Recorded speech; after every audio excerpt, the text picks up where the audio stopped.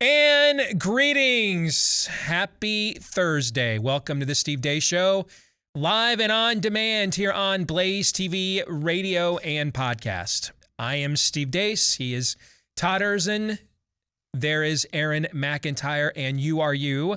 Let us know what you think about what we think via the stevedeace.com inbox. You can email the show, steve@stevedeace.com. That's DEACE. Like us on Facebook. Follow us on Twitter at Steve Deace Show. You can also look for me on MeWe, Parler, Gab, and Getter. If you don't like censorship, go there, please. And if you like clips of the show that are free to watch and then also are free of big tech censorship, you may get those at rumble.com/Steve Deace Show. That's rumble.com/Steve Deace Show. I know, and I hear from folks that like to listen to this show at the end of the day. Our own CEO, Tyler, likes to listen to this thing. He says he likes to listen to it right before he goes to bed at night. Does that mean, I kind of just realized, does that mean we put him to sleep? Is that what that means? I think it just means that the truth for him is a lullaby. That's what I think it means. That's not quite as good as the clip from Trump we just ran before we came on. Some people say I'm the greatest star maker of all time, but some of the stars I make are truly garbage. All right? It's not that good. But I'm in a conversation. But you're at least in that Nice. Conversation. Yes, all our screens went black here. I don't know if that's okay or not. Yeah, no, it's not. Okay, so we'll just continue on as if nothing has happened. All right? People are going to freak out at that news. But it's... If you are one of those folks that likes to listen to this at the end of your day, how about over a nice, relaxing glass of wine? From our friends over at Patriot Wine, where they've got vineyards down in Argentina, some of the highest in the world. Grapes grown at 9,000 feet. Families that have been doing this for hundreds of years. Great foreign imported wine that they'll let you take advantage of. Great red wines. We've all tried these. We all love them. All right. And you will get to high quality wine without paying a premium price. In fact, you can get 50% off right now. No promo code is necessary when you go to patriotwine2021.com. That's patriotwine2021.com to take 50% off. Now, on today's show, you may have noticed the sweater that I am wearing today. All right, this is some of the new merch we have at our Blaze shop. All right, the link to it is on my Twitter and on my Facebook pages, pinned to the top of each of those. All right, if you go there and use the promo code DACE20, you can get 20% off, DACE20 for 20% off your order, and you too can get an ugly Let's Go Brandon Christmas sweater, and we've got all kinds of other Blaze TV or Steve Deace Show merch. Or Let's Go Brandon merch as well. I got my son Noah asked me for a Let's Go Brandon hoodie, so he will be wearing that to school. It's chapel day, so he can't wear it today. He's disappointed. All right, so first day that he's allowed to wear it, he is going to bust that thing out and wear that to school tomorrow. All right, so DACE20 is where you can go and get one of these ugly Christmas Let's Go Brandon sweatshirts. You guys have yours? Yeah. I know you're excited about that, right? Of course. Yes, of course you are. Also on the show today, a couple of housekeeping items. Last night, there's an old adage about the invading army that crosses the sea. And when they land on the beach, they burn the boats. And when the captain is asked, why did we do that? And he says to the soldiers, because now there's no going back. The only way out is through. We have to win. If I leave the boats here, Cortez. If I leave the boats here and the battle begins to go sideways, some of y'all are going to think, hey, we can get on those boats and retreat. There will be no retreat. There will be no going back. In a way, you've kind of crossed a Rubicon here, right? As a platform at Blaze TV last night, we did that. And of course, it's led by the closest thing we have to a patriarch around here, in Glenn Beck.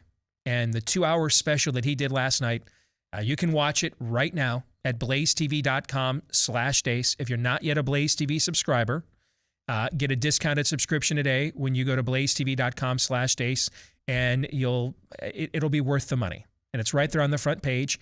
We also have the Q&A that me and Daniel Horowitz and Ryan Cole did, the Mayo trained pathologist and clinician. He joined us for a Q&A to get to as many questions as we could that big tech doesn't even want to let you ask, let alone to allow us to answer. And so we clearly crossed a breach as a platform last night. And as a platform, we are all in getting to the bottom of the pit of hell that has descended upon America here in the last 20 plus months called COVIDstan. And if you haven't watched it yet, I could not even do a retelling of it to do it justice. In many respects, it kind of served as a great sequel to our book, Fauci and Bargain. When Fauci and Bargain came out in March, there were several new things there. Like a lot of people didn't know that the head of the Wuhan Institute of Virology was the former head of the Chinese bioweapons program. So there were a couple of new things in there that clearly dropped neutron bombs, but it also connected a lot of dots of the tentacles of the Hydra here that we had been wrestling with for, the 12 months prior. Glenn's special last night kind of does that with everything that we have now learned and new things we've learned since that book came out. Remember, when this book came out, you would still get banned on social media for claiming that the virus escaped from a lab and was man-made. You still could not do that. And also the vaccine regime was just kicking off. If we had written in there, hey, looking at these human trials, we think there's limited efficacy and you'll be needing a booster in 6 to 9 months, we would have gotten banned for saying that. Yeah. And now Anthony Fauci's like, well, it might just be boosters for evs, bitches, in order to consider yourself vaccinated. How you like them apples, right? Oh, and then we won't tell you what's actually in the vaccines until 2076. That's what the FDA is trying to do in a court of law right now as we speak. All right, 2076. So this went next level. And Glenn and his team and the visual presentation that they put together with it, with the clips, the emails, the chalkboards, going to various different freedom of information, essentially data dumps and looking at, okay, that's not same email, but it's not redacted in this one, and it is in this one, in order to piece things together. If you care at all about this country and your own future, this is worth 2 hours of your time. And it's at BlazeTV right now. You can subscribe at blazetv.com/Deace. In the middle of this last night, Facebook turned us off on our live feed on Facebook. I am told that what triggered Facebook is when we told you that we went to Peter Daszak, we went to Ralph Barrick, we went to Anthony Fauci, that we went to these key figures that we discussed last night and offered them a comment, an opportunity to respond. And they never did. And I'm told that what triggered Facebook is that we kept resetting that last night. Now let me tell you what that means. Remember last fall when the New York Post came out with Hunter Biden's laptop? So pick somebody who's Sohrab Ahmari. We had him on earlier this year. I know you're a big fan, right? Okay. Let's say he writes a column for the New York Post. Hunter Biden's a dirtbag. I think he's a terrible person. He's a drug addict, probably corrupt and connected with the Chinese. And I think that because I read this or that, but it's what I think. Does Twitter care? No. Because it's his opinion. And they can just say, yeah, silly right-wingers, tricks are for kids, right? They can do that, right? Yes. What got the New York Post, the fourth oldest newspaper in this country, founded by Alexander Hamilton, what got them banned? Evidence. That they had evidence. That it wasn't just their opinion or conjecture or their analysis, but that they had the actual laptop from hell, as it's now called. Let me put a finer point on it, because not just evidence, but broadly speaking, reality. Yes. That they did not just run off half-cocked, that they did actual journalism. They actually obtained the laptop, they verified its veracity, and then they covered the story. In other words, they did what, the old-fashioned, you don't ever want to get a phone call from Mike Wallace. We used to hear that when we were kids, right? Yeah. Sunday nights growing up, it was the number one show in America for 15, 20 years in a row. Families watching 60 Minutes just do takedowns of crooks every single week, right? Yep. They did that. They did that to the Biden political clan. And that is what was the bridge too far, that the Post actually did journalism. And that's what happened to us last night. We brought the receipts. We had the goods. And then we went to the authors of those receipts and goods and asked for them to comment. We engaged them directly, which means, people like Anthony Fauci were calling people like Mark Zuckerberg saying, hey, no way, this can't happen. In fact, in one of the data dumps, we've got communications between Anthony Fauci and Mark Zuckerberg, in fact.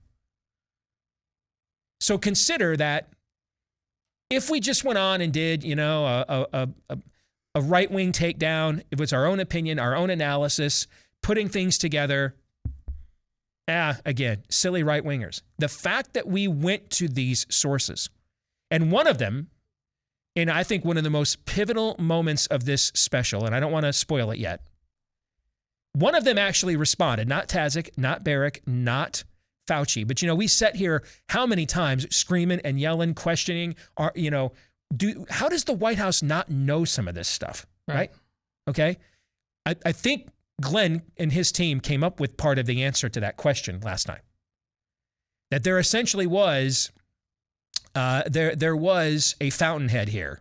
There was somebody gumming up the works from science information between the White House and NIH. That, and it prompted, he actually did respond, and in writing on letterhead. See, that's what prompted Facebook to pull the plug, is when they realized, oh, this isn't a joke, or this isn't for clicks, or this isn't just for a bunch of right-wingers to get their jollies off of Anthony Fauci's a bad guy that cost Trump the election. You guys, you're serious with this. You're playing for keeps. This is serious work. Serious scholarship went into this. And that's what prompted them to pull the plug. Because they're not enemies, folks, of conservatism or even Christianity or the Bible. When they appear to be enemies of those things, it's because those things are advancing, proselytizing, or seeking what these big tech oligarchs and the regime is truly an enemy of. The truth. Because their father is the father of lies, and there is no truth in him. They want the truth chloroformed. They don't care about our narrative. They don't. I could have called Anthony Fauci a Nazi 50 times on Facebook last year, and nobody would have said a word. But pointing out with evidence that he very well could have funded the research that created COVID-19, that's got to go. Because what they're an enemy of here is the truth. They don't want the truth. They have exchanged the truth for a lie. So they've been given over to their own depraved minds. Can I give you a little Theology Thursday early on here? Do you mind? I demand it. Because that's exactly what this is about. These are entities and institutions who are enemies of the truth. If they weren't, they would welcome these questions, invite us into the arena, and crush us with the truth. Why don't they want these questions? The same reason inquisitions never want them. The same reason intifadas never want them. Because they're not on the side of truth, and they don't want that exposed. That's another reason why. I mean, this week already, it's not even over yet. It's Thursday morning. Facebook on my page this week has fake checked me with something I didn't actually say in the post that they fake checked. They made a claim against me of something I didn't, what I said wasn't true, and it's not what I even said. And then they fake checked me again yesterday when I posted their own narrative in response to something. They fake checked that. My time is probably limited there. After last night, our time may very well be limited on very many of these platforms. And now you know why others who have platforms our size or bigger don't kind of go there. Because it's not like we won't lose money by being absent of these huge platforms and the ability to monetize them. But there comes a point in time. Either we're here to win this war or we're not. Either we're people of positions, where we fight like crazy as much as we can until we can't violate the paradigm, and then we just change what our position is. Or we are people of convictions and realize that ultimately what we need to fight is the paradigm. That is what we have to fight. And last night as a platform, we crossed that ocean. We have burned the boats. We cannot go back now. And that is why, if you've ever been on the fence, Any minute now, and nothing may happen, who knows? But any minute now, you could find out you're no longer getting access to us via your Facebook page or Twitter account or some other free means that you can count on. And this isn't a ministry. We don't get by on nonprofit donations. We have to monetize this. It is a business. It's our jobs. So if you want to support this kind of work and make sure you constantly and consistently can have access to it, the best way, like the conversation we had the other day about Bitcoin, was what? Peer-to-peer, right? Right. Peer-to-peer transactions. That's what BlazeTV is. It is a peer-to-peer transaction. BlazeTV.com/Deace is where you can go. It's $10 a month. I mean, I cannot imagine there is a better $10 a month investment you would make outside of investing into your own kids, another $10, or, you know, some group like Compassion International where you're sponsoring a kid in a third world country. I cannot imagine a better $10 a month you will spend, because we're seeking the truth here. Because ultimately, it's the truth that sets us free. So blazetv.com/Deace is where you can go to get a discounted subscription now. And with that, apologize for the delay, Aaron. Here is his rundown of what happened while we were away.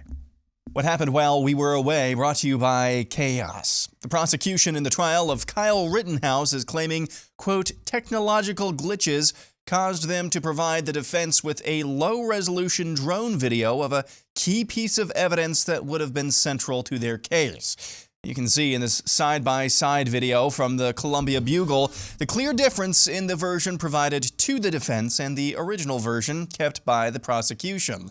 The high-definition version clearly shows Rittenhouse did not point his gun at the child rapist Rosenbaum prior to Rosenbaum lunging at Rittenhouse. The revelation has thrown the trial into chaos, with the defense asking for a mistrial without prejudice. Eagle-eyed viewers of the trial noted that the prosecution's John Krause, the individual responsible for providing the defense with all evidence, has 2 programs installed on his computer, Handbrake and Format Factory, both programs designed to manipulate video resolution and aspect ratio. It's unclear where the trial will go from here. In other news, OSHA has now suspended its vaccine mandate for large businesses. This comes after multiple courts put a stay on the overboard constitutional infraction. Democrats gathered yesterday to push for the passage of the Build Back Better package. It is a moral issue if you believe, as I do, that this is God's creation and we have a moral obligation to be good stewards. But even if you don't share that view religiously, we all share it morally. Last year with COVID was awful. But in a few years, because of climate change, each year will be worse than COVID, and each year will be worse than the next if we don't do anything about it. Regarding the price tag on his Build Back Better agenda, Biden says, it's fully paid for. Fully paid. It does not increase the deficit 1 single cent. As a matter of fact, it reduced the deficit, according to the experts. About that pesky inflation, Kamala Harris says, And it's rough. Groceries, the cost of groceries has gone up. The cost of gas has gone up.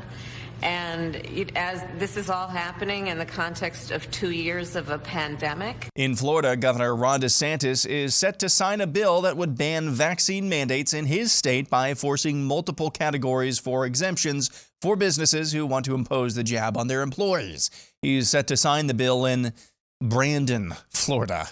The country of Ireland, with its 93% vaccination rate, is reimposing COVID-19 restrictions, including a midnight curfew, after an explosion of new cases in the Isles. The Czech Republic is joining Germany and Austria in locking down the unvaccinated only. And finally, Stanford's Dr. Scott Atlas was interviewed by Fox News' Tucker Carlson about his experience working on the White House Coronavirus Task Force. These people, there was never any indication that they knew the papers, cited a paper, or even criticized a paper, not one. And as I say in the book, I mean, there were medical words being mispronounced in the meetings. There were statements being made that were just, I was looking around and sort of saying, did anyone else hear this but me? I mean, I've never worked with people at this level in my career as I did in that task force. And I'm not saying at a high level. Okay, I'm saying at a low level. I've worked at some of the best medical centers in the country, University of Pennsylvania, University of Chicago. I was a medical student, Stanford University, Mount Sinai in New York. I always would say, I'm not sure these people could have been assistant professors where I worked. I mean, there was a lack of critical thinking, a lack of preparation, no one-sided data but me. And that's what happened while we were away. I wish I could say I was surprised to hear that. Remember how I've said before, I don't assume I'm smarter than all these people that have been doing this in this field all of these years. What bothers me, what upsets me, is that I know that I'm not. Is that I know that I'm not more knowledgeable about this than they are, and yet I am easily able to deconstruct all of their fallacies. That's not good.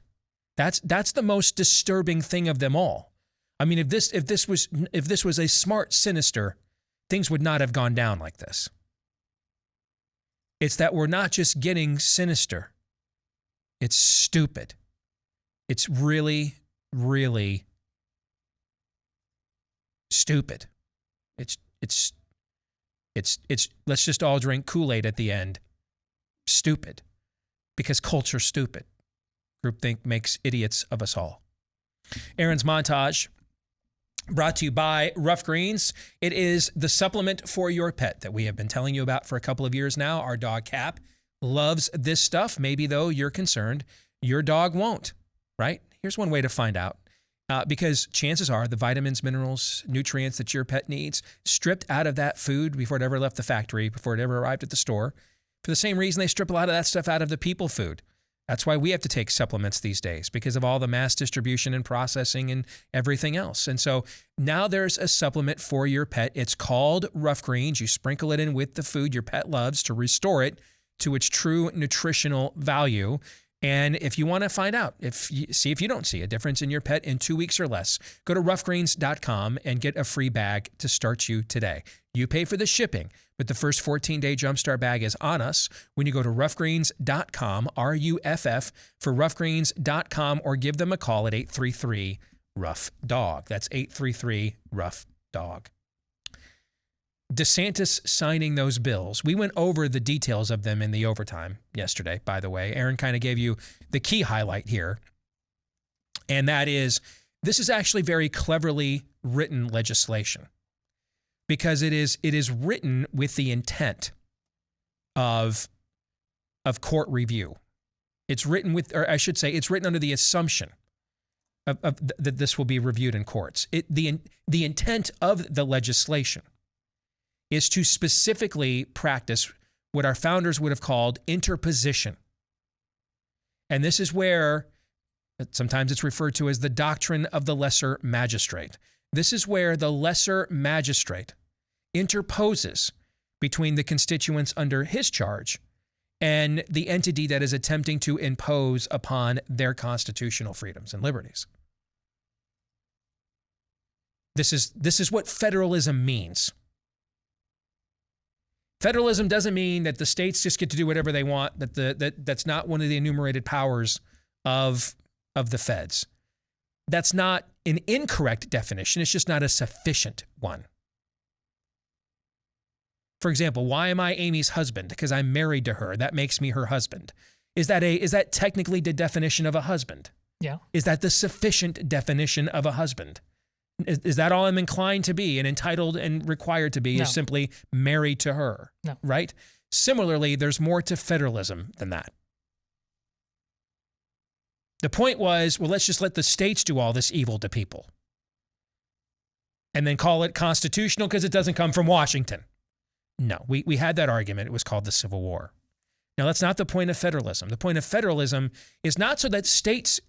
By the way, is Glenn Youngkin watching and listening today, the governor-elect of Virginia? My goodness. Let's Glenn, if you're there, please cozy up closer here to the speaker, if you don't mind, sir. This is your Schoolhouse Rock. Yes. Federalism does not mean that a lower form of government, and not necessarily lower in stature, just lower in terms of its location to the constituent, that a lower form of government, it's okay to do terrible things to people if it's done at a local level. or a state level. That's not what the intent of federalism is. That's a bastardization of it. Federalism's intent is to protect us from evil, not to pass the jurisdictional authority of the evil. That's not what federalism is. What Ron DeSantis is practicing here, Glenn, can I call you that? What Ron DeSantis is practicing here, Glenn, is what's called interposition. He did this first by interposing against localities that wanted to impose this evil of COVID stand upon their people by saying, no, I'm sorry, I don't care. You're some blue city or district. You're not doing this. They took them to court. They got their asses kicked, and now they're not doing it anymore. This is your job, Glenn. Your job is not, well, yeah, if they want to muzzle your kid locally, it's okay. I mean, if they want to tell your kid locally they can't go to school without a jab, that's okay. No, Glenn. No, that's not your job, Glenn. Your job is to defend people's constitutional freedoms and liberties against all enemies, both foreign and what? Foreign and what? Domestic. Is a mayor who wants to violate my constitutional freedoms and liberties of the city I live in, is he a domestic enemy? Yes. Yes, and therefore, if you have sworn an oath to protect and defend the Constitution against all enemies, both foreign and domestic, is he now your enemy? Yes, he is, because he's an enemy of the people, and you are the people's representative. And so what Ron DeSantis is practicing here is aggressive interposition. He is doing this with the intent of thwarting the federal government's ability to impose this OSHA mandate on you should someone else later on lift the current stay against it. And doing so under with the purpose, expressed written purpose of knowing this will go to court. That's why the bill is written in certain ways. That's why the bill is written with the list of exemptions that it has. That's why the bill doesn't flat out ban a vaccine mandate in Florida. Because that would prompt a larger question that we have less of an opportunity to win. Because, for example, do we really want to set the precedent? Because if OSHA says, hey, you can't make employees breathe carbon dioxide, and the state of Florida decides, well, yeah, you can. Do we side with OSHA on that or Florida? I can't tell at this point. Is it okay carbon dioxide because it came from the states? It's the state carbon dioxide. It's the state enforced carbon dioxide inhalation, so it doesn't choke you out as bad because it came from the states and not from the capital. Is that how this works? Or is the carbon dioxide inhalation bad no matter what, Todd? I wish you were going to extremes to make a point, but you're not even going to. No, I'm not. We're talking about injecting substances into people. They won't tell us what's in it until 2076. Okay? More than 100 years after I was born. No, I'm not going to extremes. Bad intruder dumb. Yes. And so they're not doing that. They're not saying that there is no federal jurisdiction through OSHA.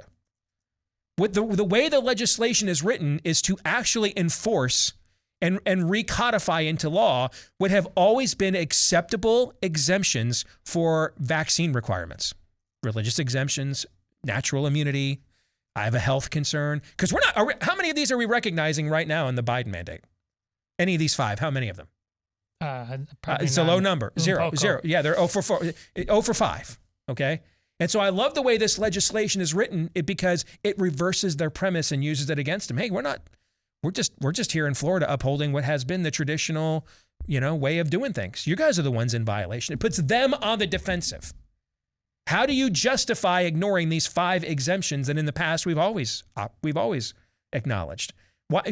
Now you have to quantify for us that this is that level of threat that it merits this level of imposition upon people's liberty. And now, who does the burden of proof rely upon? Us or them? Them. And where does it belong?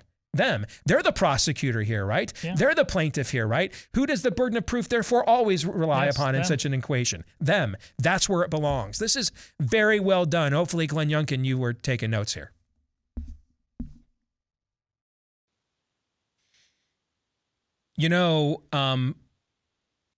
I just tried something that's about to come out from Built Bar. And if you guys run this tape back and try to corner me that I ever said this once into a live mic, I will still vehemently deny it. But it's a new flavor coming out of a Built Bar Puff. Those are the ones that are, the ones that are the marshmallow-based protein bars. It's actually better. It's even better than the pumpkin one. It's even better than the pumpkin one. It is called Ruby Chocolate. And the first time I took a bite, I'm like, holy cow. Like this is going to be in the top 5 of my Built Bar flavor power ratings. Could even get to as high as 3. That's how good this is. Okay. But here's the thing with Built Bar. Even though I'm telling you about a flavor that's not even out yet, there's already been like 6 flavors that are already out that I had this exact same reaction.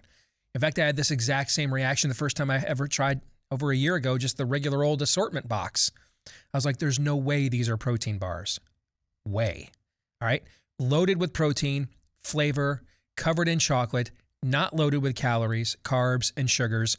Absolutely the best protein bar you will ever try. And there is no close second whatsoever. I was doing some shopping at Costco yesterday. They were offering samples of their protein bars. And they're like, do you want to give it a shot? I'm like, no, I already got mine. I know what but thank you. Appreciate it. If you want to get yours, all right, go to built.com, BUILT, for built.com. I love the look you give me when I do Built Bar, Todd. You have this look like you feel like you should chime in, but you're not sure if I'm inviting you to or if I'm just waxing poetic and you don't want to interrupt my Built Bar soliloquy. I saw that My reaction. Built Bar homage. I didn't just hear you say it now. I saw it with my own eyes. It's like remove your sandals for you on holy ground moment. There you go. Yes. I just don't want to get in the way. The Ruby Chocolate Built Bar Puff new flavor is a yowza. All right. So built.com, BUILT. They've got built balls now. That's what they're calling them. That's what they're calling. I love it. But it is. And it looks like a little Buckeye ball. If you guys know that treat, you know what Buckeye balls are, right? Yes, of course. I mean, those are almost impossible to make at home. I've tried. And you like them so much you overlook the name. That's right. That's how much I like. But my Aunt Joanne, God rest her soul, used to make these for me every Christmas and Thanksgiving. Yeah. I love them so much. They've got kind of a Buckeye ball flavor. It's peanut butter on top and a chocolate. They're called Built Balls. That's what they're called. So you can get your Built Balls or you can get the Built Bar or the Built Puff, whichever you prefer. When you go to built.com, BUILT, use the promo code DACE. Get 15% off. I did it this morning. I ordered a new flavor coming out, vanilla cream. I ordered a box of those and used my own name as a promo code. Built.com. Just got a note from a woman says, I'm going to meet with Glenn Youngkin tomorrow. After listening to your show, what would you like me to tell him? Remind him that he got elected by people tired of trying to impose wickedness and vileness and tyranny via local school boards. And his job is absolutely to interpose against all enemies of the Constitution, both foreign and domestic. There's no such thing as it's just a local vaccine jab. So it's the local government, not my problem. He's going to take an oath of office here in a couple of months to defend your Commonwealth against all enemies of the Constitution, both foreign and domestic. Do your job. That's what you should tell him. Now, if you don't mind, can we take just a little bit of a break? Because we got Theology Thursday coming up next hour. We'll get into some heavy material there. And I don't care what you say, man. It's 30 degrees outside right now, and it does feel a lot like Christmas, does it not? Let's talk about a new book coming out called Life on Christmas Eve. It's a novel by Nathan Nipper. He joins us now here on the program. Nathan, it's good to have you with us. Brother, how are you? Steve, doing great. Thanks so much for having me. You bet. Tell us a little bit about you, who you are. I mean, you're kind of connected to what we do here a little bit. So give our audience a little of the 411 on Nathan Nipper. Yeah, well, the main connection, you're right, is a big one. I am on Glenn's team. Been a writer on Glenn's team, primarily for the TV show, but we do stuff for radio as well. For going on 6 years now. So, yeah, it's a great team. It's been a fantastic experience. I've loved my time there, and it's never a dull moment really working for Glenn Beck. It isn't. And for those that wonder, what are the people like in this business in real life when you watch them or listen to them? And we like to kind of try to be self-aware and consider ourselves to be kind of a nice upper middle class show. All right. Glenn is living in, the gated community portion of conservative media. And I will tell you, though, if you get to know him or spend 10, 15 minutes with him, you would not know it.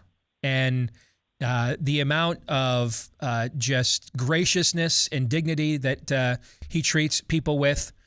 And I think that you see that in the ability that people feel freely to speak their points of view rather than to try to conform to an overall platform narrative. That begins and ends in terms of setting that tone with Glenn. Yeah, absolutely. No, you're right. People wonder, what a celebrity. I mean, let's face it, Glenn's a huge name, and what is it like outside of his show? And the funny thing about Glenn is, it's almost exactly what you get. What you see and hear on his show is how he is in person. I mean, in almost 6 years there has not been a day that I have not laughed. He has a wonderful sense of humor. And, if people who listen to Glenn will know that he wears his heart on his sleeve, really, in his shows. And he's just a genuine person. That's who he is. Very generous, like you said, and just a pleasure to work with. Well, let's get to your book, Life on Christmas Eve. All right. When you invoke one of the greatest movies of all time, It's a Wonderful Life. It's in my all-time top 10. I watch it at least once every year. Over the last 10 years or so, I've started a little tradition on my Twitter account where I watch it either right on Christmas Eve or right before and do a live thread tweeting it out, my reactions watching the film. It's an all-time American classic. So you kind of had me hooked when you invoked that as part of your story. But tell us a little bit about this book and why you chose to write it. Yeah, I mean, that concept is because it is one of my all-time favorite movies as well. And basically the high concept of the story is about a 31-year-old small-town woman who, after some arm twisting from her best friend, watches It's a Wonderful Life for the very first time. And shortly after she does, she starts to notice some unusual similarities between a few things that happened to her and things that happened in the movie. And so her quest, basically, to figure out why these things might be happening and what they might mean, if anything, leads her to an encounter with a vulnerable stranger on Christmas Eve, a life-changing encounter. So, it's a fun, slightly quirky, heartwarming story, very uplifting. I mean, I'm unapologetic about that. But I hope that it also packs kind of a surprise, emotional sucker punch in a good way in the end, and kind of the overarching theme that it invokes. What is the overarching theme that it invokes without giving the story away, Nathan? Yeah, it does have a bit of a surprise ending. I mean, I think that the savviest reader will probably crack the code, but the overarching theme is the inherent value of each individual life. And without giving too much away, the story does not deal specifically with abortion. It's not a political story at all. This is kind of my break from politics, right? But it does, I hope that it provides a different lens for considering the unborn. How come we don't get a lot of these kinds of requests for our show from the right in terms of fictional or creative writing? And how come we don't do more of this, do you think? Where's our Tolkien and Lewis getting together in a pub, off campus and realizing, crap, man, we aren't writing good stories anymore that, with timeless truths. We got to get back to that. And out of those conversations came the Middle Earth and Narnia. Okay. And so how come, why aren't conservatives, we're the ones trying to conserve these timeless stories and truths that are inherent, to the human condition. Why aren't we attempting to do more of what you're trying to do in this book? Yeah, that's a great point. I wish I knew the definitive answer. I mean, I think that there's a couple of things. One would be the overarching educational culture, specifically college culture in America. Look, we know that it leans overwhelmingly left, and it takes over sort of culture. And unfortunately, that includes creative kind of endeavors, from movies, TV, music even, but especially literature. And the second thing is that, frankly, in church culture, I'm a Christian, longtime believer. I don't think that we encourage this nearly enough in churches. It's just not a priority to encourage, especially in youth as they come along. And so too often, if let's say young people in church culture show an affinity for more creative sort of projects or have that leaning in whatever area it would be, writing or music or anything, it's not really encouraged all the time, and so perhaps culturally that becomes sort of for people, young people growing up, something that they see as, well, maybe that's not really important. Maybe God doesn't want me to use that gift in that way, and they sort of veer off into other things. That's obviously painting with a broad stroke, but I think there is less of a culture of, hey, this is something important. You can communicate timeless truths in creative ways, and it's just not a priority for us generally in Christian culture in America. So what I hear you saying is, we serve a Lord who spent a predominant amount of his time in his 3.5 years of ministry curtailing his messages into stories that we now call parables, so they would be easily accessible and understandable for the people at the time. But we just have decided, as his followers, really there's just not much time or much of a market for that. Is that kind of what I hear you saying a little bit? Yeah, basically we're shutting Jesus's primary communication tool, right? Yes. No, when you put it that way, I mean, yeah, it seems kind of absurd that we would cast that aside. And of course, there's an industry. There are a lot of Christian writers. This is something that still happens, but it's, I guess, if you ranked it, creative endeavors in the church just isn't really a high level priority, I don't feel like. So how can people get the book, and who's the audience for the book? Who do you think's the ideal reader for this? I got about 2 minutes. Go ahead. Sure. Well, people can order it just about anywhere, all the major retailers, although after being on Glenn's show the other day, Amazon was wiped out. So you might have to be he has a tendency to do that. Yeah, he's pretty great at that. So, frankly, this is not going to appeal probably to a lot of male readers, as becomes clear as you read it. I think it's primarily female driven because the main character is a female, and it deals with her family and various relationships. Doesn't mean that guys won't enjoy it, but I think that the main audience is primarily women. All right, name of the book is Life on Christmas Eve by Nathan Nipper. And it's good to meet you, man. Thanks for the work you do here with the network. And congrats on the book and much success. All right, Merry Christmas. I don't care what Todd says. Thanks so much, Steve. All right, take care. Why don't we spend more time telling stories? I mean, most of the most quotable things Christ says are stories. The prodigal son, the lost sheep, right? Why don't we tell stories then? Well, there's a reason why our colloquialisms very much throughout much of American history were biblical is because we were so deeply immersed in it, but now they come from pop culture. We just spend more time doing things other than being in the Word. So we just outsourced it to them, and we just react to what they come up with. Yeah.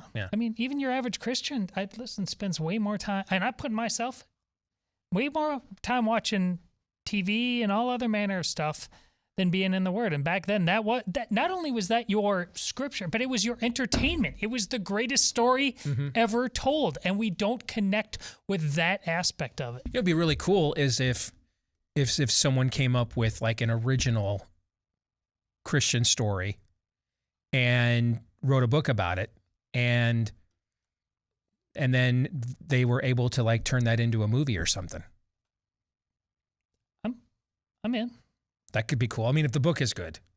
If the book's not good, then it's not cool, right? But that would be cool. If the coattails are big enough, I'll promote the heck out of that thing. Particularly if it like went into a genre that typically isn't associated with Christian storytelling, like the horror genre, for example. So broaden the potential audience. Yeah, so you're going to a group of people with a message in a format that they typically would not otherwise be willing to receive. So go to Nineveh. Yes. Yeah. You have any thoughts on that as an idea? Or just throwing that out there. What do you think, Aaron? I mean, that sounds like a good idea. I mean, I think Christians already have kind of the Superman genre pinned down. Bible man, of course, don't really need any more. Forgot about Bible man. Don't really need any more superheroes like that. So branch out, by all means. Branch out into the forgot about Bible man. Into the horror genre. Just make sure you get your verse, your VPM, your verse per minute, Bible verse per minute quota. Into whatever endeavor this. Remember that was the guy that was on 8 is Enough when we were kids. Was Bible man one of the brothers? Willie Ames. Willie Ames, that's right. Was on Charles in Charge too. Nice. He used to dominate, dude. Battle of Network Stars back in the day. Hour 2 is next.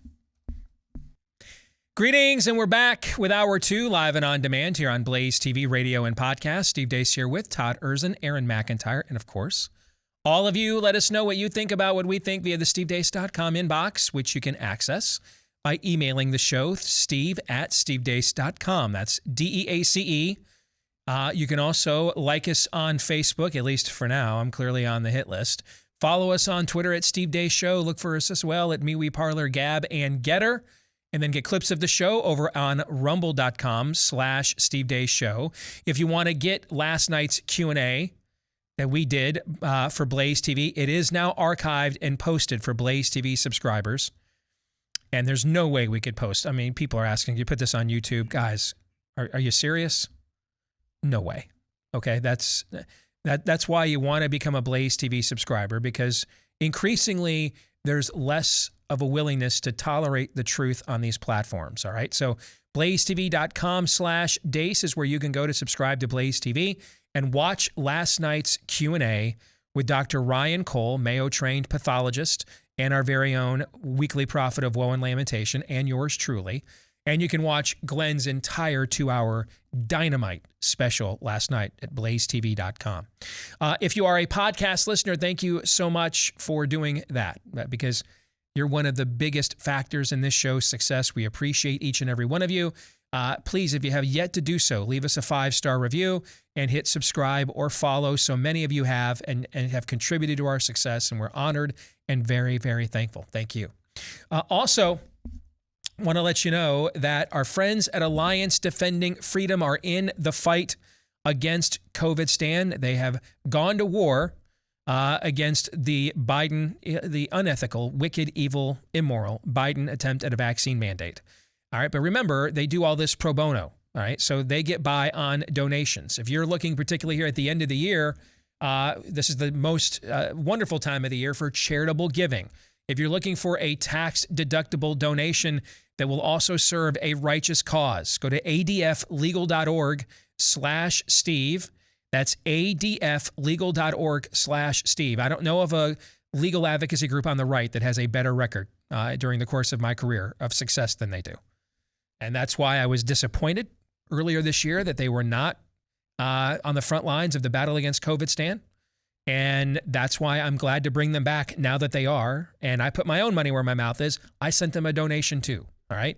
adflegal.org/Steve. The more we can weaken this mandate, in various federal courts before it eventually gets to SCOTUS, and it will, the more likely we can win there. All right? adflegal.org/Steve if you want to make a tax-deductible gift against COVIDstan in the fight against COVIDstan with Alliance Defending Freedom today. Okay, let's get to some Theology Thursday. And I'm going to start, I just want to read Dwayne's email verbatim, and then we'll go through the points and the questions that he raises, okay? He writes, I am aligned with the tenets of Christianity in terms of my own morality. The fact that I am not an active church member, though, may seem odd, and it is. Obviously, my initial assertion is wrong. I go back and forth trying to reconcile reality, pardon me, with Christian teaching. Here are some questions for you, which may be already answered, and perhaps I'm just ignorant. Why does God simply not declare himself in our modern world? Why do we have to suffer through this quagmire of unknowing and faith only to realize his glory? I know these kinds of questions may seem like satanic taunts, but seriously, there must be some truths out there in response. Otherwise, we're just talking about something that is simply a belief. What makes it more than just a belief? Dwayne, first of all, and this is why I wanted to read this all the way through before we tackled these points, these things aren't satanic taunts at all. These are the most important, questions. Some of them, there's a couple of others that didn't make your list, but these are, on the greatest hits of the most important questions you could ever ask about the claims of Christianity or, frankly, any religion, if you're a truth seeker. Well, you guys feel like this was some kind of these questions were trolls or taunts? No. Quite the opposite. I think they're very smart questions to be asking. I mean, I'd be pleased to have this conversation approached to me over beers on a regular basis rather than what we normally devolve into. No, so these aren't trolls or taunts whatsoever. In fact, you're asking questions about, there's a word here, transcendence. You're asking questions about, you're asking questions about transcendence. Satanic taunts don't do that. The enemy doesn't want transcendence even contemplated. So they ask questions. Satanic taunts are usually things that are derivative of materialism, because the enemy doesn't want you to consider transcendence. So I think these are great questions, and I look forward to the conversation we're about to have, doing our very best to answer them. Let's start with the very first one, because there's only two. So let's start with the first one. See what I did there? Don't say I'm not clever. There's only two, so let's start with the first. You're sharp as a tack. Thank you. Okay, you got to get up pretty early. Slip one past the old Dacer, right? And don't ever gloss yourself. I just violated the dude code. I'm very sorry. It is a dude code violation. You cannot gloss yourself. I violated that. I've now got to follow Lindsey Graham into the bathroom and commit another dude code violation. Todd, your thoughts? I'm pretending that last 30 seconds of whatever it was never happened. You look so immensely uncomfortable with all the Lindsey Graham blasts. You your shoulders. You ever notice this, Aaron? It's shoulders get all bunched up and he gets really tense and tight. You're not comfortable with the Lindsey Graham vernacular. You're not comfortable with it. No. That's good. Yeah. Yeah, you're not supposed to be. It's supposed to get that reaction. And the laughter should not be like a belly laugh, but a nervous laugh. I think it's kind of funny. I'm also kind of sickened. But is it okay to find it humorous? And why are we even talking about this? It should be that kind of a laugh, right? And it is. And it is. Okay, just wanted to clarify. All right, so let's get to Dwayne's first question. Why does God simply not just declare himself in our modern world? Now, my initial answer to this, I want to state this up front. I don't mean for it to come off flippantly. Okay? And you'll know when I dismiss your challenges to me, I don't provide that disclaimer and I just say what I was going to say, because I want you to see I am dismissing it with prejudice flippantly. It's beneath the dignity of wasting my time. It's such a stupid point. Fair? Fair. I'm not doing that here, though. It's going to just sound flippant, but my heart and motivation is not for it to be taken flippantly, okay? I think I have the exact same answer as you. Okay. Dwayne, what was the interview we just did? It was about a book. When's the book take place? Christmas. On Christmas. What time of year is it, even though you refuse to recognize it? All right? Because you like to be wrong. But what time of the year is it? Let's get to a permanent agreement on that. It's clearly Christmas preseason. So, all right, how can Christmas preseason. That's what this is. These are practice Christmas games. How about we do that? We're just warm up the tree. You find out what ornaments are going to get cut. Take the W. Right? That is a chink in Todd's armor. You know what? You're there. right. I got to take the W. Thank you. I'll take yes for an answer. Right. Go home tonight. I'll lay out my Christmas ornaments. Final cuts, guys. Here's who makes the Christmas tree this year during the Christmas preseason. The Turk shows up. Oh, we're not putting that nativity out this year. No. I mean, I got nativity socks. All right. It was last year's nativity. All right. I like it. All right. So this is the Christmas preseason. What is Christmas? Christmas is, well, I'll use your words, Dwayne. Christmas is when God declared himself to, at the time, the modern world. Christmas is, O come, Emmanuel. What's Emmanuel mean? It's a word that translates to God with us. God is here.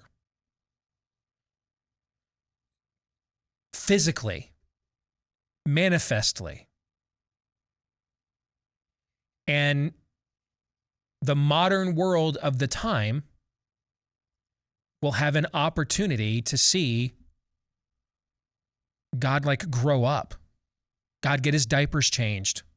God be nursed, burped, dressed, taught to walk, taught manners, to eat, expectations, chores.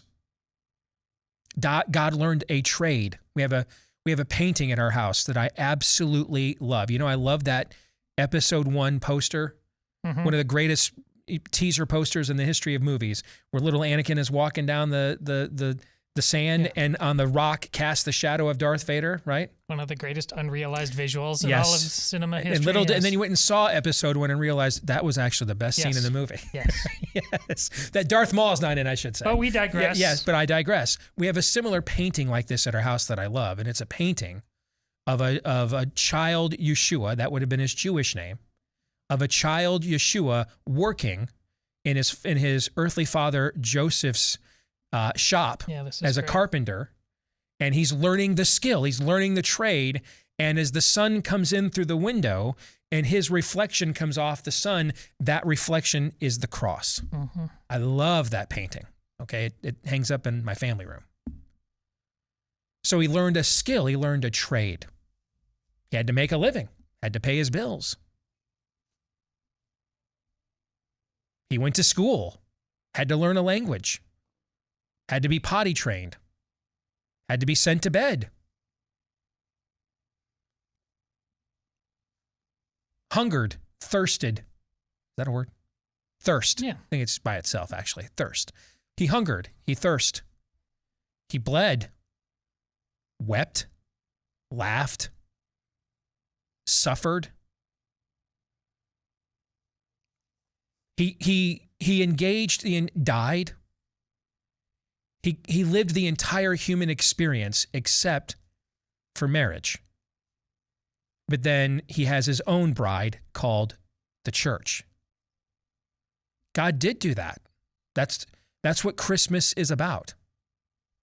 That's what most of the lyrics are for the traditional Christmas songs that we sing this time of year.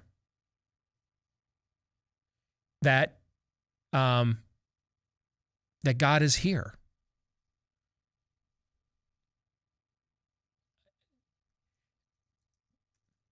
God left his word. So God gave us a physical manifestation of his presence. He then gave us a communication embodiment of his presence called his word. And and where we have preserved for eternity his thoughts, even his desires, his frustrations, his law, his edicts, his prophecies. You have the full revelation of God preserved and revealed to a modern world for thousands of years of a modern world. And then for the last 2,000 years of modernity, God has revealed himself to the modern world through his people, through indwelling them, through inspiring them to do things that had never been done in the world until he sent his Spirit. The creation of hospitals, orphanages. Many of the things that we take for granted today as expressions of love or mercy never existed until God's Spirit began to inhabit his people, indwell them. The hope of glory, Christ in them. God lives now through you. And with that leading and inspiration, many of the things that we take for granted in our modern world as expressions of charity and grace and mercy are actually manifestations of God's will living through us. In other eras, he appeared as natural phenomenon, a consuming fire, a burning bush. I don't know, guys. I mean, and I think, Dwayne, a lot of people maybe don't know this because we live in one of the least biblically literate era in the history of this country. But outside of why doesn't God appear directly in front of me? And then I would ask, well, what is so special about you that you believe you get to summon God? Like, who's God, the summoner or the summonee? Typically the summoner, you know? You kind of, if you want to assert that, you kind of have an inverted view of your place in this relationship. But if you look at the totality of space and time, I don't know what else God could do.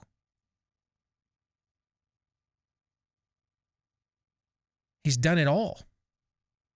Natural phenomenon. It gave you a creation to wonder, where did this come from? Why do we have souls? Why don't the animals? Why do we practice things like mercy and grace amongst ourselves? Why are we the only beings on this third rock from the sun that do that? Why do I need forgiveness? Why do I have this longing? Where did it come from? Why isn't it fulfilled?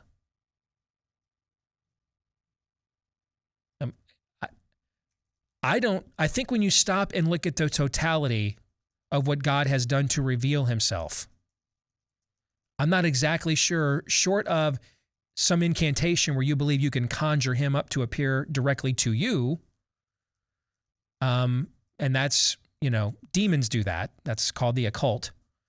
I don't know what else God could do to declare himself, to make it plain, as Paul said. You have any thoughts on that one? Either one of you? Yeah, it's all right there. We're in eyes to see, ears to hear territory. And that's not separating us from you.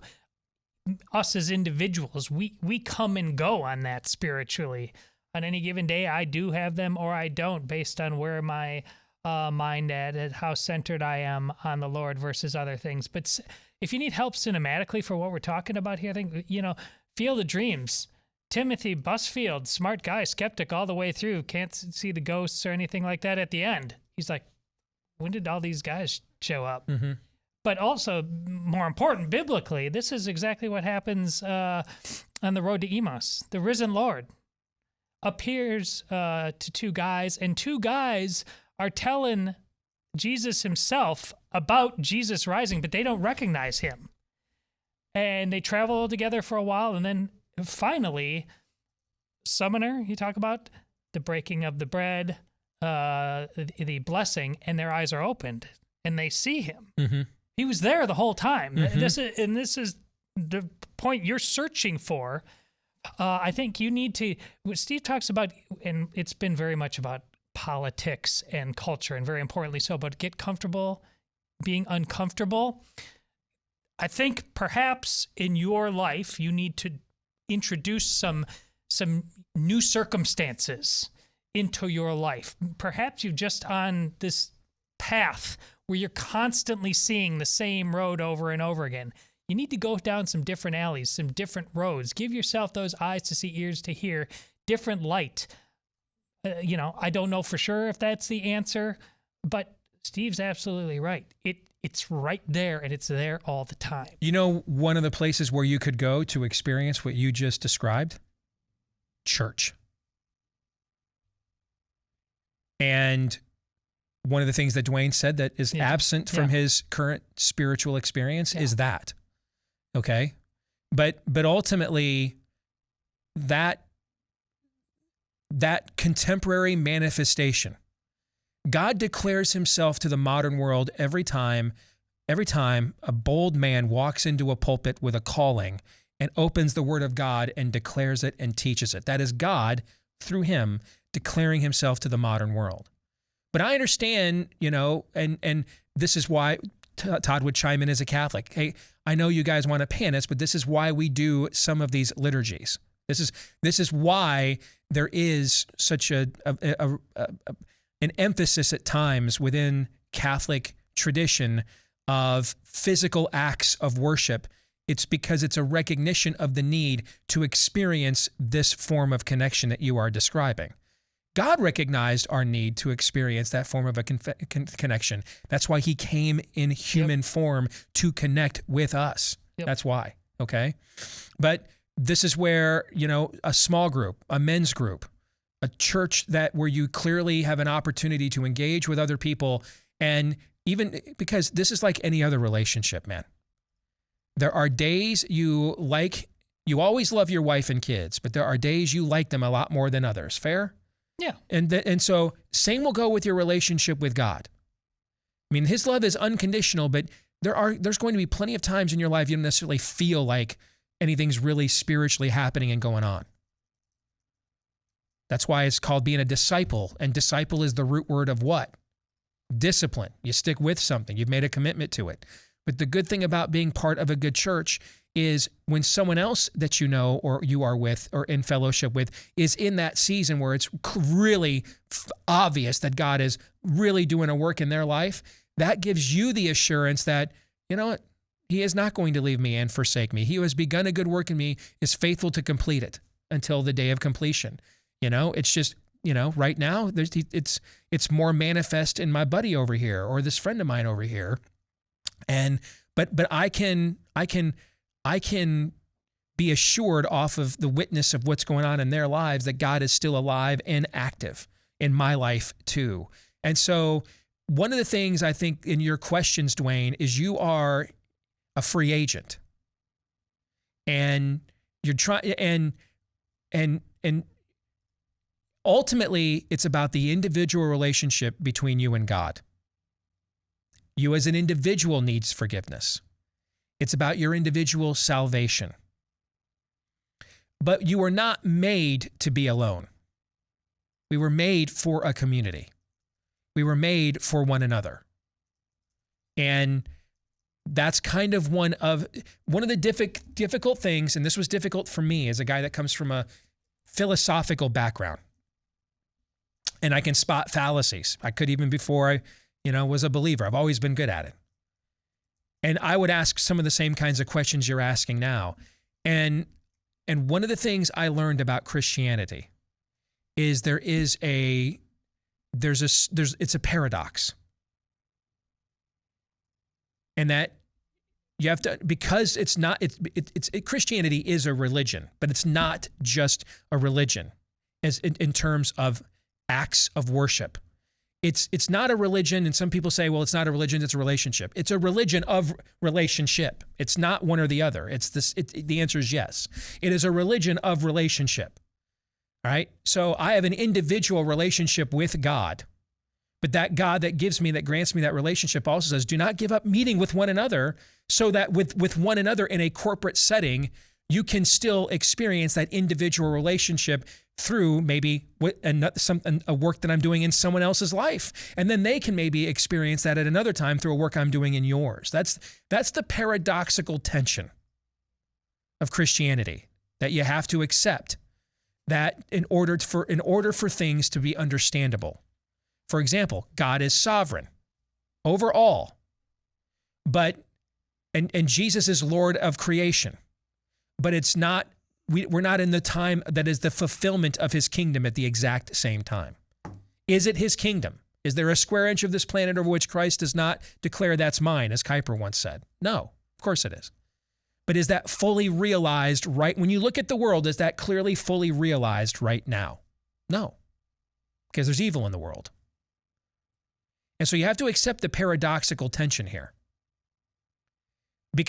And you get that when you realize that God lives outside of our space and time. We think in a very linear way. We're the guy on the side of the road watching a parade route. And we may even have the best seat in the house, okay? We're on Main Street in Pasadena for the Rose Bowl parade. Got there at 4 a.m. We're going to see everything first. And because of even if we get the best seat, we will eventually see everything, right? But we have to see the parade. We'll see everything in the parade as it gets to us. Mm-hmm. From the vantage point that God has, he sees the parade at the beginning, middle, and the end all at the exact same time. We don't. We see it only from the spot that we're at, and that's the first thing we see, and then we stand there and watch it till it gets to the end. So we have a tendency to think in a very linear fashion, and paradoxes can be difficult for us to therefore accept. But since God is outside of space and time, he is both immanent. He is with us. He indwells us. He communicates with us. He's also transcendent. He is above us. He is beyond us. We can't work our way to him. That connection's been severed. He has to reconnect it. And embrace the paradox that Christianity offers.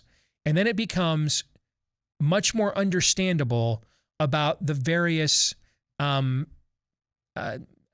tensions that you are articulating. You want to add to that? Well, if implied in all this is if you had more certitude and thus were more inspired by that certitude, you'd be at church. I might be overly connecting the dots, but it seems like that might be implied in here. Brother, I don't know, at least from my faith tradition, and Steve and Aaron can weigh in, but if you go into that Catholic church, every day you're going to hear about, let us celebrate the sacred mysteries. So, you're going to church to have your mind blown by things that are far bigger than you can understand, and you only know through revelation. So, I mean, just sitting there and waiting for the anvil to drop on your head there before you go to church, I think they're going to agree with me within their own Protestant evangelical that you're like, you're going there to have your mind blown by a greater universe than you can possibly ever know, and thank God that you get to play a part in kneeling before that story. Amen. Well said. And it's not faith only.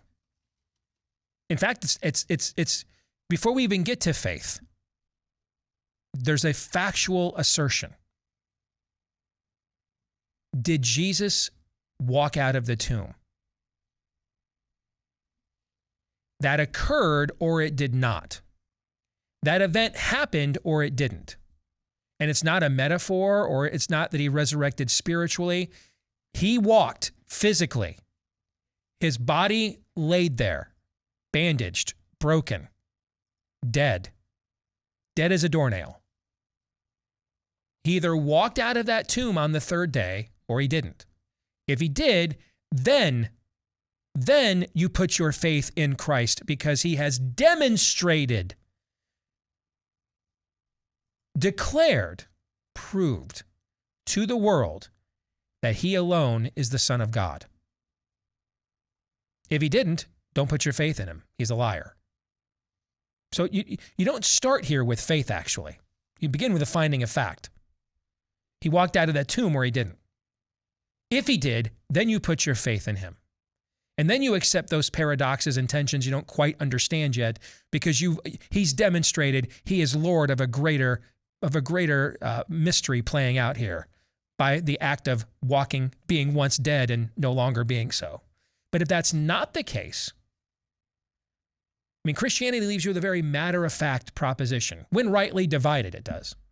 Paul himself, who wrote most of the New Testament, said, if Christ be not raised, our preaching is in vain. We're all still dead in our sins. That's the hinge point. Did Jesus walk out of the tomb or not? If he did, then put your faith in him. If he didn't, then don't. But we don't start there with faith. We begin with a statement of fact. And it's the credibility of that assertion that then is the reason you put your faith in it. That make sense? Mm-hmm. Aaron, you want to add to this before we get out of here? I would just say to the piece about gathering with other believers. I mean, when you are indwelled with the Holy Spirit, one of the fruits of the Spirit is love for the saints, and it's a little different or difficult to explain, not in a Gnostic way, but once you have a group of people, and it's common in this culture to have bigger churches, and so you have to meet with a smaller group of people, it's really weird and awkward at first, a bunch of strangers, but then you learn more about each other's lives, and you truly do care and love for each other. Even as an introvert, I don't like being around people. It's one of the most refreshing times each week when I can see those people. And I would just encourage you, think about what you're missing out on when it comes to that. Well said. You know, we hear all this talk about variants, masks, vaccines, boosters, but very little about changing your lifestyle, better eating habits, the kinds of things, that takes you away from being a prime candidate for getting sick. Of course, the fake checkers go nuts when you assert things like vitamin D, which is true, by the way, but it doesn't matter because that truth is still out there, and that's the truth that they go by over at Brickhouse Nutrition with products like Field of Greens, which is unlike other superfoods because it uses real USDA organic fruits and vegetables that are loaded with antioxidants that help support your immune system and various other things like heart health, blood pressure, etc. Packed with 18 clinically researched essential fruits and vegetables. Just take a scoop, mix it into any water-based drink, and you're good to go. In that one serving, you're going to get more fruits and vegetables than the average American gets in a given day, if not longer.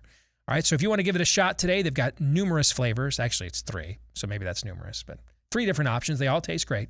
All right, I've tried them all. I really like the lemon lime. I like that one a lot. All right, so BrickhouseSteve.com. Use the promo code Steve if you want to try Field of Greens today and get 15% off your first order with the promo code Steve at BrickhouseSteve.com. It is time for 3 non-political questions. We all have questions. Who am I? Why am I here? Where am I going? Who am I? A search and a question of identity. Why am I here? A question of meaning and purpose. Where am I going? Question of destiny. Some better than others. What sort of morality or proto-morality would you expect to find in a chimpanzee troop? Injecting some levity into the demise of Western civilization. It's 3 questions on the Steve Deace Show. Yes, we need a break from the demise and fall of Western civilization. 3 non-political questions, hopefully lightening the mood a little bit. Question number 1. Steve, do you have an update on your movie? Yeah, I mean, do you want to go first on this one, or? I'm just kidding. No. Yeah. No, I do. Actually, things are looking very good. We are beginning to shoot the film right now on December 3rd. It's a Wednesday, I believe, right? Or is it December 1st? The first Wednesday in December, whatever date that is. So 2 weeks from yesterday, we begin filming in Oklahoma City. Everything's ready to go. We've got a massive soundstage there, all set up, ready to go. We have cast Nefarious. I don't think I can tell you who it is yet, but that deal, I was told yesterday, that deal is finalized, closed, and done. So you guys know who it is? Yep. I don't think I can tell you yet who it is, though. I think they want to do that. But we have our Nefarious. We're very excited about that. So we have there's several characters in the film, but there are 2 main roles overall, and one of them, of course, Nefarious. We wanted to cast that one first, because we were going to cast the second role off of who that is, because a lot of this film will be an interaction between these two characters. And so we're in the process of casting that second role as we speak right now. I did get some news on that today, and our search for that character or for that part goes on, but I don't think that'll take much more than a couple more days to finish that out. So, yeah, I mean, we're very excited. As things stand right now, I'll be gone December 9th and 10th to visit the set. And we're just going to drive down Oklahoma City. It's only about 6 or 7 hours.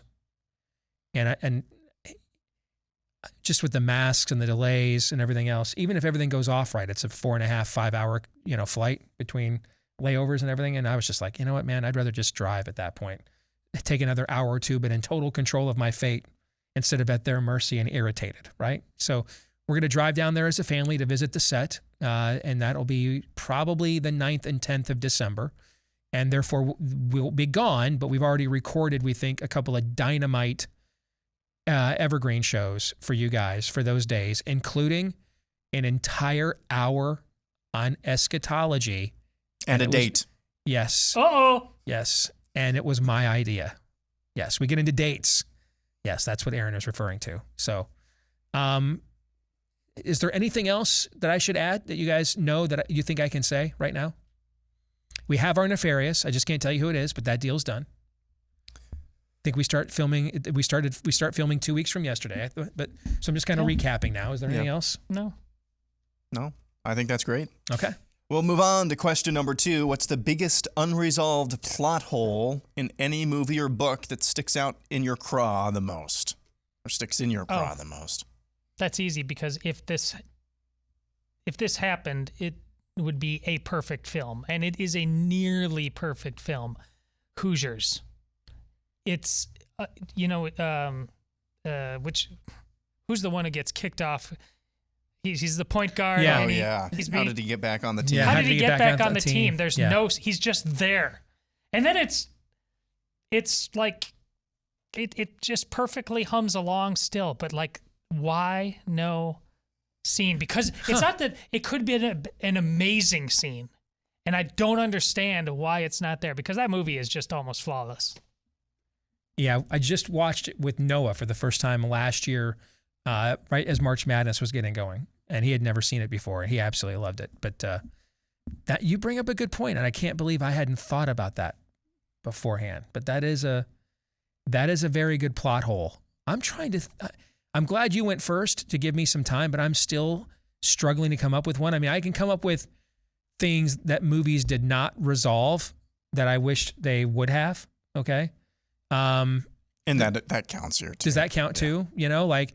So I like the Brandon Routh Superman Returns movie. I think it's exceedingly underrated. And of course it introduces the idea that Superman and Lois Lane have a child. And I think that would have been a fascinating, if the film had performed better financially, then what would have happened is the next movie would have actually brought Brainiac to Earth. And we would have explored that storyline a little bit closer. I think that would have been a fascinating storyline to explore. What does that look like?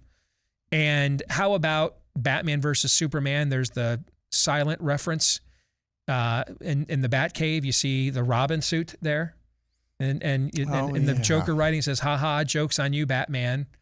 I think we would have loved to have gotten the 411 on that. I don't know the story if that was the Jason Todd Robin that in the comics the Joker kills, or if that was Dick Grayson. I don't, so I can come up with all kinds of examples of things that were introduced that I wish they would have resolved, but nothing, I can't think of anything off the top of my head that's as quite of a blatant of a plot hole as what you just said. I like that one a lot.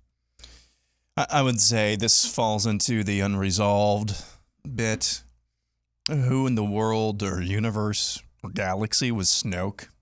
That's still that's a great one. How to not think of that? Of all of the unresolved things, that the one whole sticks. thing is a plot hole. Yeah, no, that's true. I mean, Todd, I mean, you're probably the biggest Star Wars critic here amongst the three of us. In the second new Star Wars movie, would you agree that maybe in the middle of the duel or right after killing Snoke, if they had just ended the movie there, there would have at least been a possibility that trilogy could have been like objectively good? Okay, if I use objectively good as lowest standard as I can bring that down to, sure. Yeah, so sure. Even if you killed him, at least you would, leave yourself the entire third movie in order to resolve that. But no, that never happens. And did you see Buddy Long, by the way, is the basketball player? Yeah. But did you see that now? I mean, I know they had shelved the Ryan, what's his face, director's trilogy already, Ryan Johnson. Yep. But now the Patty Jenkins, they've shelved that thing too because of creative differences. Did I you just see read that. Yeah. Like, what is going on? And then announced that Kathleen Kennedy Townsend was given a contract extension through 2024. Honestly. Yeah. You suspect it's almost like they're trying to kill it, right? Yeah. How about, is Jar Jar Binks a plot hole? That could be the greatest plot hole. Yeah. I mean, that created one massive hole in that plot. Every scene that he ever went to. One big plot hole. There was. You say people going to die? No, we're kind of just hoping it's you.